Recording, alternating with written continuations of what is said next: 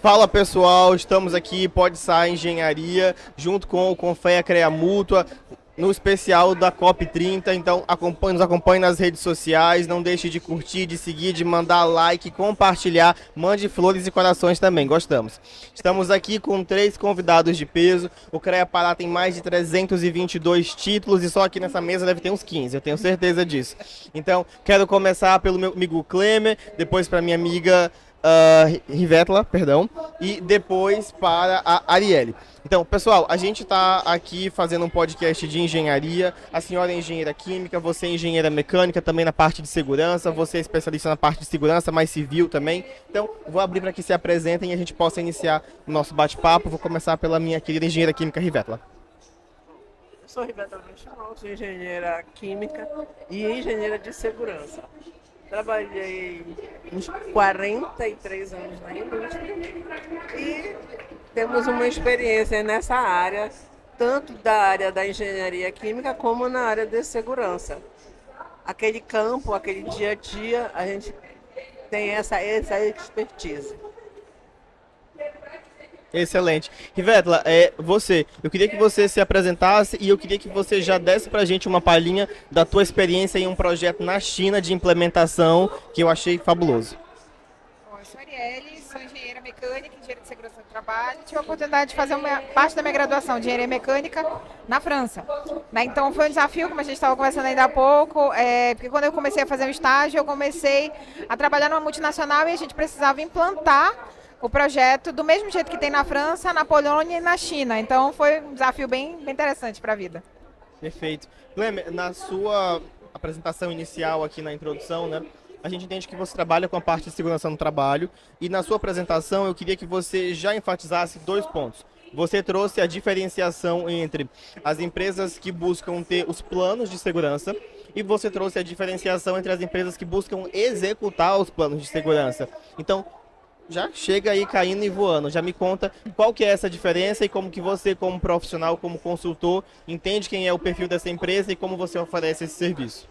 Boa tarde a todos, bem-vindos ao Pode Sar, né? É uma satisfação estar aqui na COP30, mais um dia no stand do nosso sistema Confea CREA Mútua. E hoje também dividindo aqui com grandes profissionais, a minha amiga engenheira Rivetla, a minha amiga Arielle também, que foi minha coordenadora, né, de engenharia mecânica, e você, que é meu amigo inspetor, o Juan, lá de Parauapebas. Então, pessoal, hoje nós vemos a obrigatoriedade de segurança do trabalho, que de fato sempre foi, porém não tão levada a séria. E hoje, com as fiscalizações, principalmente através do E-Social, essas medidas elas são cobradas para que as empresas de fato executem aquilo que o trabalhador merece. Então nós podemos perceber que por muito tempo o antigo PPRA, que hoje se tornou o Programa de Gerenciamento de Riscos, o PGR, ele era um documento, digamos, de gaveta. As empresas faziam aquele documento e o arquivavam.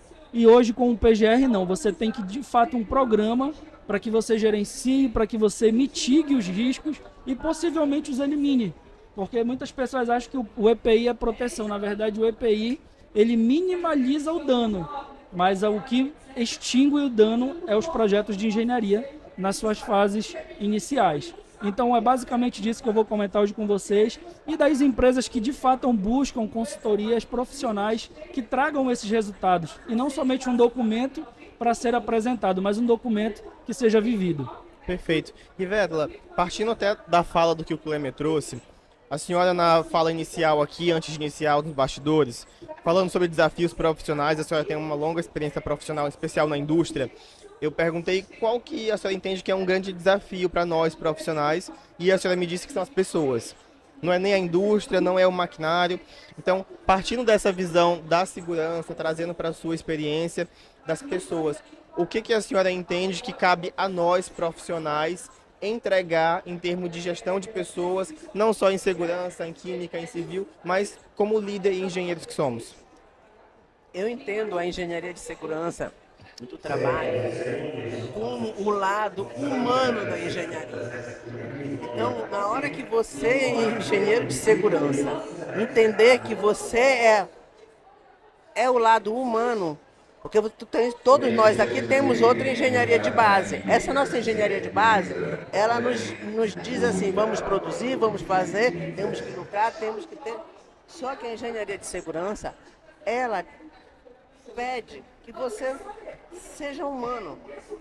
Se coloque no lugar daquele trabalhador, daquela pessoa que tá passando por essas dificuldades do processo. Não é fácil, gente. Para ninguém que está na planta de uma indústria, vamos falar de uma planta, porque o céu que eu sei, é a minha casa.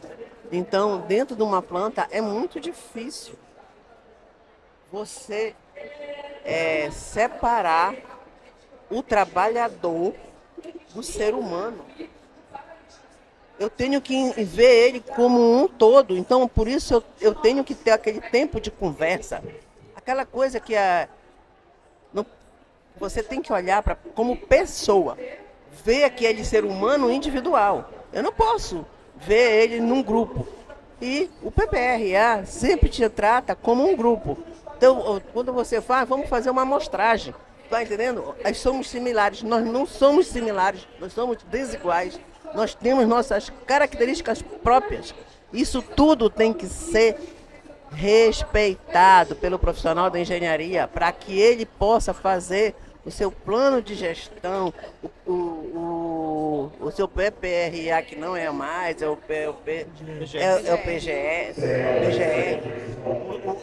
para poder ficar dentro do gerenciamento do global, que é o de riscos ocupacionais, o gerenciamento de riscos ocupacionais. Se eu não conseguir colocar isso tudo dentro deste grupo, onde estão todos os outros planos, e eu não tenho como fazer essa coisa acontecer, sair da gaveta que tu falaste, que fica preso na gaveta, ele é um documento de gaveta até hoje, e isso vem em 26, que tem que ter as ações, e você tem que comprovar que você fez. Você tem que estar... Isso eu acho que muda a leitura, se nós não vamos mais conseguir manter o PGR dentro da gaveta. Ele tem que ser feito, ele tem que entrar no campo, ele tem que se analisar. E o empregado tem que participar disso. Porque senão você não pode me olhar e dizer que eu calço 38. Não, mas meu sapato é 39. Entendeste? É isso que eu estou te dizendo. Então eu não posso colocar. E o antigo PPRA te colocava numa caixinha e te fechava ali dentro. E você é igual, sem nenhum. Eu olho hoje essa mexida na NR1 como passar a enxergar como pessoa. Essa é o meu entendimento das mudanças. Então, para mim, eu vejo que veio para melhor. Excelente, excelente. E Arielle, partindo da visão que a Rivetta trouxe sobre a gestão de pessoas, e partindo do princípio de que não existe pessoa tipo, quando se fala muito de projeto, pensa assim, nossa, mas uma pessoa tipo tem 1,70, pesa tantos quilos, se alimenta de alface, carne, arroz e feijão. Então, partindo do princípio que nós entendemos que não existe pessoa tipo, e da tua experiência internacional, o que você entende que a engenharia paraense tem hoje a contribuir ao mundo e o que você observa de fora que a gente precisa receber, absorver e colocar em prática? Adorei a tua pergunta. Eu acho que essa interface, a gente precisa entender que ela não tem que ser uma barreira. Né? Por exemplo, eu brasileira, paraense, belenense, na França, né, tinha que trabalhar da mesma forma que meus colegas chineses, poloneses, franceses. A minha chefa, na época, era canadense. Mas ela era canadense, naturalizada canadense, mas ela era árabe. Então, olha a quantidade de pessoas que a gente precisava gerenciar e que todo mundo tinha que entregar um projeto. Então, assim, eu acho que quando a gente consegue entender que a pessoa ela é uma pessoa dotada de anseios e, como a senhora falou, né, de numerações, né, particulares, eu acho que isso faz com que a gente consiga entregar um projeto de forma adequada, exatamente para onde a gente deseja. Uma coisa é eu entregar um projeto para a região amazônica, que tem um clima particular, que tem todas as particularidades de umidade, de meio ambiente, de biodiversidade. E outra coisa é entregar um projeto para a China, que tem também uma biodiversidade, mas que tem uma particularidade de clima, por exemplo, que a gente não tem. O nosso desafio, por exemplo, na época que a gente fez o projeto, era justamente a gente implantar um projeto que era francês, né? Na China, que tem um bioma, tem uma biodiversidade diferente, com pessoas diferentes também. Né? Então, eu acho que quando a gente consegue entender que cada local tem a sua particularidade, a gente consegue lidar com as pessoas, a gente consegue entregar projetos adequados ao que eles esperam e o que vai trazer, de fato, a eficiência que se deseja para o projeto. Na época que eu trabalhava lá, a gente trabalhava com uma área de eficiência. Então, eu tinha que garantir que o projeto, além de funcional, ele fosse eficiente.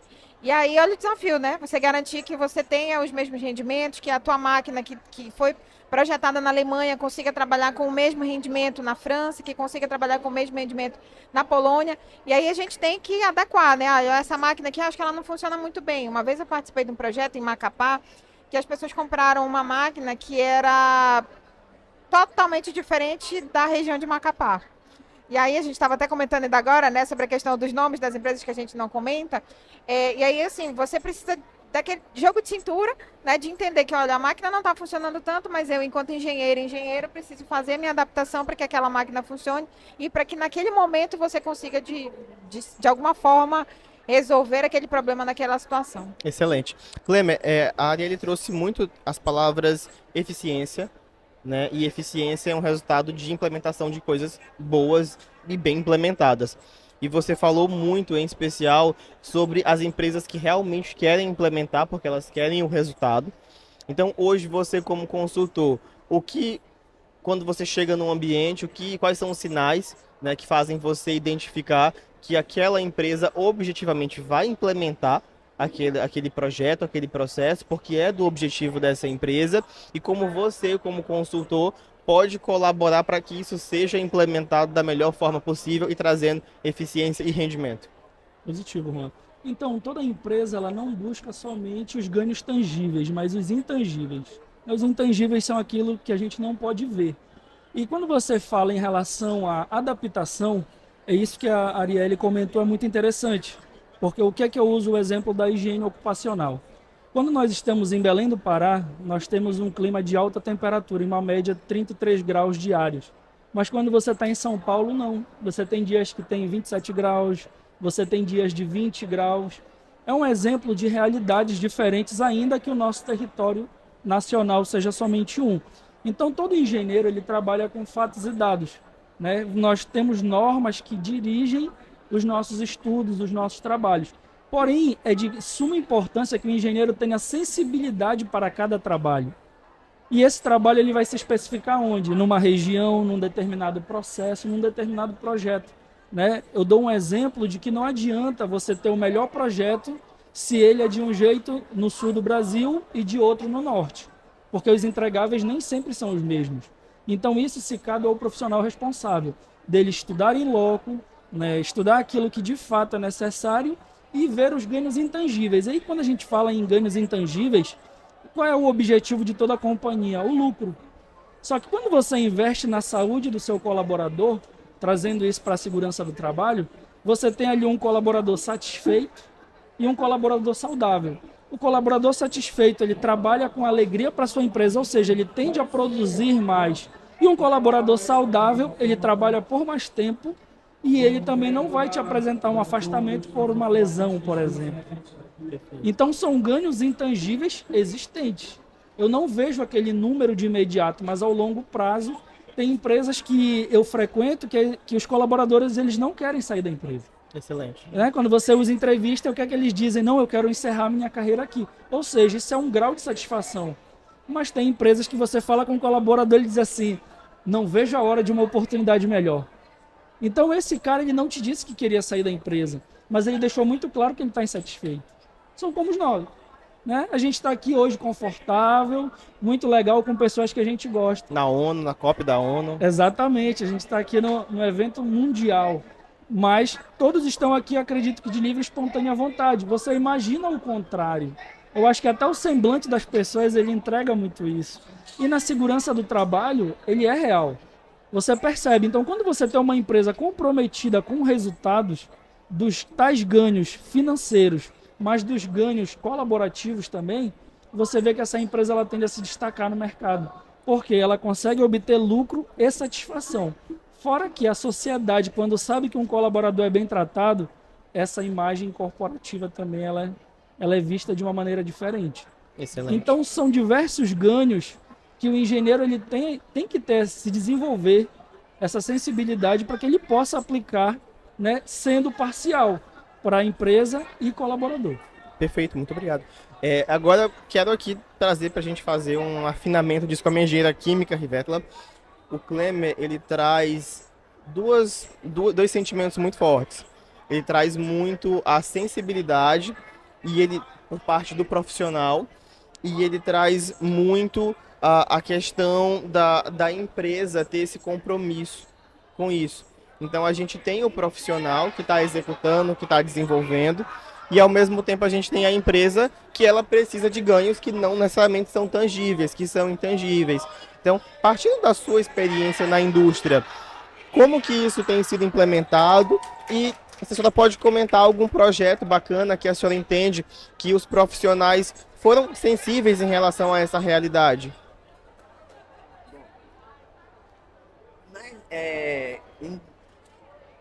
Em grandes empresas, a coisa acontece de um modo diferente. Eles têm equipe, mas eu quero te trazer para uma outra realidade, uma realidade mais da região norte. As nossas empresas aqui, eles não têm tantos engenheiros para pensar. Normalmente o responsável técnico, ele está responsável por quase tudo ali dentro. Então ele vai pensar, ele tem que equacionar RH, ele tem que equacionar os problemas de maquinário, como ela diz, o patrão. Por quê? O patrão quer o lucro. Precisa de uma eficiência de máquina, de uma excelência, para que ele possa corresponder às suas responsabilidades financeiras dentro da indústria. Acontece que, por exemplo, ele não tem uma equipe que traga para isso. O que é que existe? Um RH, uma contabilidade, o patrão e o responsável técnico. Essa é a equipe que pensa, que tem que fazer com que o patrão entenda que esses ganhos que não são tangíveis, nós temos que demonstrar para ele que fazendo assim, isso aí é bom. Temos que investir nas pessoas, um treinamento, numa capacitação. Quando eu falo treinamento, na área de segurança, a gente ter que fazer aqueles simulados. Não há uma boa vontade em liberar os funcionários do seu trabalho para um simulado. A gente que está aqui no dia a dia sabe disso, que é muito difícil. Por que eu tenho que parar? Por que eu não posso? E realmente, a gente tem que enxergar que é parada. Então, a engenharia pega aí na troca de turno para fazer todos os simulados, as coisas que são vantajosas para ambos. Mas o olhar não é esse. Cada um ainda olha muito para si, o seu umbigo, para as suas necessidades. Eu entendo o diretor, eu entendo a indústria, eu entendo. É uma empresa que tem uma folha de pessoal milionária, na maioria das vezes.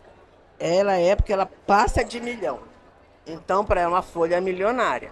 Então, ele tem que ir em busca desse dinheiro. Então, onde é que ele olha? Nas pessoas. Eu tenho muita gente. Eu preciso diminuir o número de pessoas. E tu diz, eu não tenho mais como reduzir o quadro. Então, essa é a equipe que tem. Aí o RH não quer que faça a hora, porque a legislação não deixa, não sei mais o quê. Então, gente, essa equação, para fechar, para que você dê valorização para todos, essa é a parte difícil. Então, eu penso assim, que se eu não tenho acidente, se a minha produção está perfeita, Então eu estou trabalhando dentro do máximo, mas eu tenho que ver, eu não posso explorar o ser humano, eu não posso colocar, eu tenho que atender às necessidades. E para esse alinhamento, para ter resultado, Demora. é uma luta diária, não é uma coisa, eu sento, faço um planejamento, não é uma máquina, é um conjunto máquina-pessoas. Perfeito. Então essa é a mais difícil da gente eu fechar vejo, Roberta, rapidinho.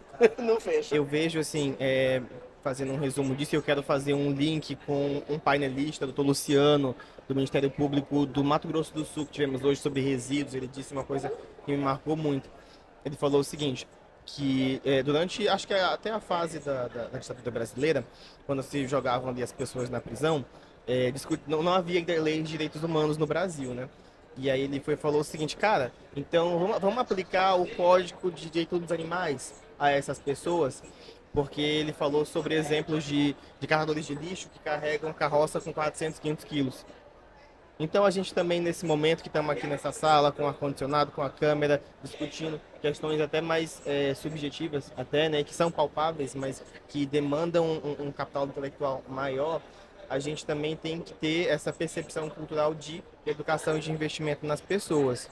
Então, e isso é estratégico. Então, eu queria pegar um apanhado de vocês. A gente já está com quase uma semana de COP, então já tivemos inúmeros painéis, várias participações. Tenho certeza que vocês também apreciaram outros painéis de outras instituições, empresas e afins.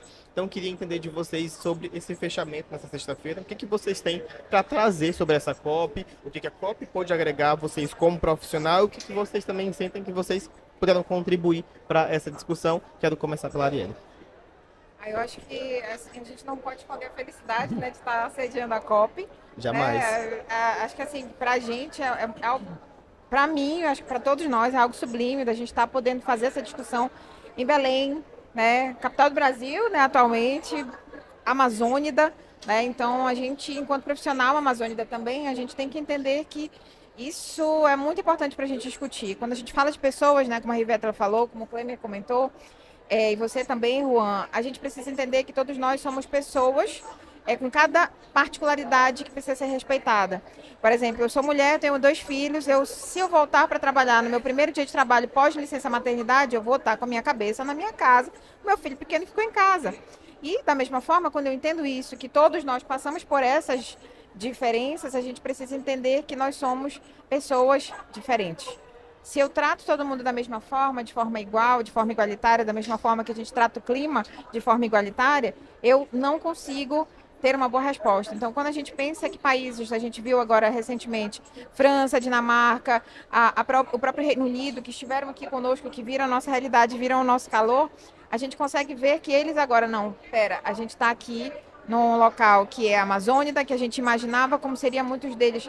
O presidente da França não é a primeira vez, mas alguns deles é a primeira vez que está vindo aqui no Brasil, e a gente tem essa percepção deles de forma diferente. Quando eu passei quase 2 anos na França, as pessoas me perguntavam, nossa, mas se você é da Amazônia, como é que é viver lá?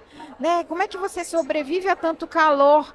Aí eu dizia, é difícil, a gente tem muita dificuldade, mas a gente consegue. E para eles é uma realidade muito diferente, porque, por exemplo, eles vivem o inverno da forma diferente da gente também, e eles vivem o calor de forma diferente. Se a gente vai em muitos locais, a gente não tem nem a climatização, como a gente tem aqui em todos os locais, porque é impossível a gente viver, né, sem a climatização. Então, eu acho que trazer a COP para Belém, né, fazer as discussões aqui, faz com que a gente consiga visualizar isso de uma forma ampla. E eu acho que isso contribui, né, para que a gente, enquanto sociedade, enquanto planeta Terra, a gente consiga viver de forma mais, digamos assim, mais segura do que a gente está fazendo enquanto engenheiros e engenheiras de projeto. Quando a gente faz um projeto para Belém, a gente está fazendo um projeto para uma característica de uma cidade. Quando eu faço projeto para Barcarena, eu estou fazendo do lado, mas tem uma característica diferente. Eu tenho uma umidade diferente. Ainda há pouco a gente viu o pessoal falando de BUTG, o pessoal do Ministério do Trabalho falando sobre características. Então, quando a gente pensa disso, a gente consegue ajustar as nossas expectativas à nossa realidade. Eu vou fazer um projeto para a França de um jeito, vou fazer um projeto para Marabá de um jeito, vou fazer um projeto para Polônia de outro jeito. Então, eu acho que a gente entender isso e entender que nós somos seres diversos, acho que isso faz um apanhado aí da nossa profissão. Clemer?